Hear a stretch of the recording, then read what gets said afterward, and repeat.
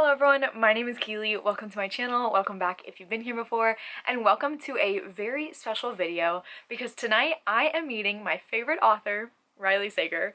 I am so excited. So it is currently Wednesday, June 21st, my half birthday, and Riley Sager is doing his book tour for The Only One Left. It actually came out yesterday, and of course my pre-order did not come in, so I have not read it yet. So this vlog is going to be a combination of my adventures with the signing and also reading the book, non-spoiler, so you can still watch this video. But if you don't know, Riley Sager, he can do no wrong for me. I love that man. I love his books. I have had so much fun with every single book he has written. I also have a video out where I ranked all of his books in my favorite order, so I will leave that link down below so you can go watch that if you haven't. So I'm curious to see where this one will fall in line. Also, I'm excited because it is like a Lizzie Borden vibe book, and my brother, we live in Texas. My brother just moved to Massachusetts last week, and he lives near the Lizzie Borden house now. So I can't wait to tell Riley Sager that and be like, listen, this book is coming at the perfect time in my life. But I've heard really good things about this book already from some of my friends, so I just know that he can do no wrong. And I'm gonna love everything he does, and I don't want to hear anything otherwise. But yes, it is actually time to go. I'm all packed, I'm all ready to go. So let's go meet Riley Sager. Alright, I am in Austin. I am at Book People. I'm about to walk in, but I'm not gonna take my camera in because I'm carrying books. I don't know how many books I'm gonna get in there. I don't know what's gonna happen, but I will record on my phone if there are things to record. I have no idea how much I'm gonna record. I've been to signings before, but like I haven't really like vlogged a whole lot, and I don't watch like a whole lot of like panel vlogs, so I don't even know what we're gonna be talking about, what the signing's gonna look like, but we're gonna figure this out together. So let's go inside. Oh, before I go inside, I have to tell you, I've never been to Book People, but I'm so excited. It is the largest independent bookstore in Texas. So I am excited. It's gonna be beautiful. I've always wanted to go. So now let's go inside.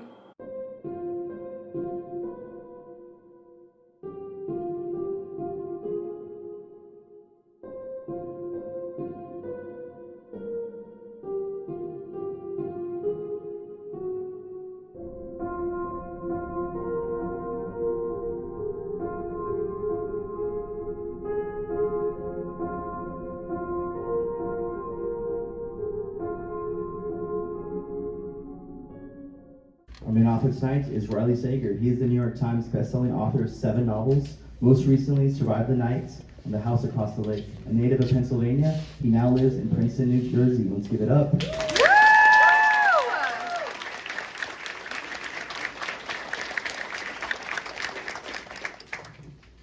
Hello. So should we open the water now and see? I think we should. We were warned that the water just sort of sprays out at you. So we're just going to see what happens. Protect the box. Yeah. Oh. Hello. I will be electrocuted in like 5 or 6 minutes. So that's there are so many of you here, and it's crazy, and also it's really, really hot. Like, you all should have warned me a little bit. Yeah, I did. That's what I hear. Yeah, that they're like June, not July. Like I can't reach that final destination unless I know the route. And so, but along the way, I did discover new twists like that I think were always in the back of my head. I just didn't realize it. I think it wasn't like I was rearranging things like, oh, I'm going to add this twist. It was stuff that was already there that I discovered in the writing. Like, hey, I kind of already doing this already. I just might as well make it official. And so let's add that twist as well. And so there is an abundance of twists as well. Abundance, and they're amazing. And A plethora. is that fun? Like, is that a fun? Idea for Final Girls. I didn't know what I was going to do with my life because everything was awful. Like I'd been brought by my publisher, I'd been laid off from my job, like I had no job, I had nothing. I'm like, I don't know if I want to do this anymore, but I wrote like a 1-page synopsis for Final Girls and sent it to my agent, and she was just like, so no F-bomb, I would write the effing shit out of it. She's a very like polite, demure young woman, and she's never spoken like that to me ever before. I'm just like, Michelle. But it was really like the impetus I needed. We're just like, okay, she's telling me to write the effing out of this book. And so when May told me the idea,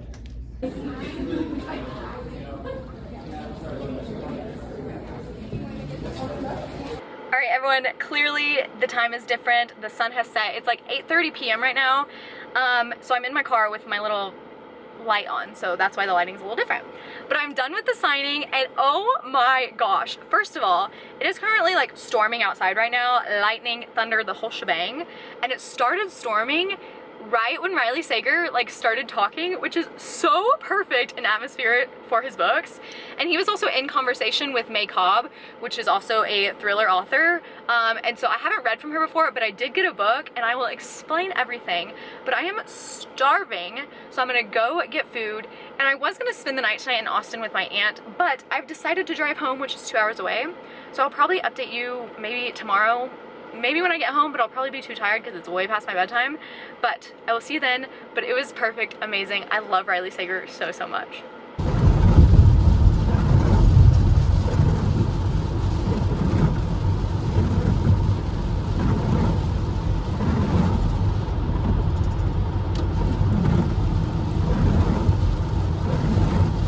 Alright, it is the next day. I am clearly home. So let's recap last night's event. So first of all, Book People is huge. It is 3 stories. So the talk with May Cobb was on the 2nd floor and the signing was on the 3rd floor. So we get there and it is pretty full.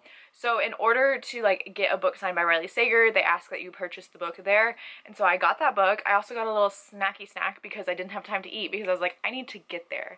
And they also told us when you checked in, if you buy a May Cobb book, you get to go to the front of the signing line. And so I was like, well, I'm interested in her books anyway, especially because she's going to be here, so might as well. And let me tell you, that worked out so well. I was like one of the first people in line because I thought everyone was going to be taking up that deal, but apparently not. And it was such a good choice, and I can't wait to read her book as well because she was lovely. But Riley Sager, let me like get my thoughts together and see like all the different things I want to tell you. First of all, the thing that's popping up in my mind the most is, you know, he writes from the point of view of females a lot, like young females, and he said his next book is going to be from the point of view of a man. Kind of scary, but it's going to be interesting. Like I said, I have complete faith in him. I don't think he can do any wrong for me, and so it'll be interesting to see him take this on, and I know he's going to do it well, but it's definitely going to be different for him, and I can't wait to see what story entails like a male point of view. That'll be interesting. He also talked about Taylor Swift. He is a big Swiftie, so that is so much fun. And he talked about how Blank Space is his favorite song and how that song helped inspire him to become an author. So like shout out to Taylor because you also gave me my favorite author of all time. So that's really awesome. They also did like audience questions at the end, and I wasn't going to ask a question, but somebody asked a question and I had to ask a follow-up because they asked him, what was the last book that you read that you loved? And he said The Last Word by Taylor Adams, and he went on to talk about how Taylor Adams books are amazing and crazy, and he is such a big fan of Taylor Adams. So I immediately raised my hand. I was like, all right, I gotta know. I asked him, I was like, so since you're such a fan of Taylor Adams, No Exit or The Last Word? And he looked me in the eyes and he goes, how dare you? But for all of you that want to know out there, he is a No Exit girly. It was very difficult for him to decide, but he did choose No Exit, which I approve of. No Exit is my favorite Taylor Adams. So that was really exciting. And then May Cobb was also great. She had some really, really great questions, and she is such a Riley Sager fan. You could really tell through her questions and how she responded to him. So that was also really great. But the funny thing is, Crime by the Book surprised Riley Sager, so I got to meet her there too. She's on Instagram and she's really big and she's really close with Riley, so that was fun. When I met Riley Sager, I told him that my brother moved next door to Lizzie Borden's house, and it was so funny because he was like, did they say why it was vacant? And I was like, no, and here's the thing, it was also really cheap. And he goes, oh, that house is so haunted. I was like, I know, right? But it was so funny because we got to talk about Lizzie Borden and how, you know, sometimes she just comes up in your mind. Sometimes you do be thinking about Lizzie Borden. But he was so shocked about that, and it was so funny. And I got to tell him a slightly unhinged story about how Survive the Night, something like that happened to me in college. And so he was like, oh, you were probably like yelling at her to get out of that car. And I was like, yeah, I relate to that book so much. And so some people are like, this is unrealistic. And I'm like, no, it's so realistic to me. The funny thing is about him too is he like poked fun at himself because he talked about his writing style and he was like, yeah, I tried writing in third person narrative and I don't really like writing that style, but I did write Survive the Night in third person and a lot of people didn't like that. And it was really funny when he said that because he's well aware that people didn't care for that book, but I love that book and I like wanted to let him know, you never disappoint me. All of your books are fantastic. He's just such a fun and amazing guy, and he's so funny and he really responds well to the audience, and he just seems like he has fun at these events. So I really, really love that. I can't think of anything else. There was so much going on, and like all of his answers, I was like, yeah. And I was like laughing the whole time. It was great to be with the audience as well. But let me show you. So we were able to get one personalized, and we could bring extras if we wanted. I wasn't sure if we could bring extras and didn't know until I got there. So I brought an extra just in case. Since I was traveling, I didn't want to bring like my whole set.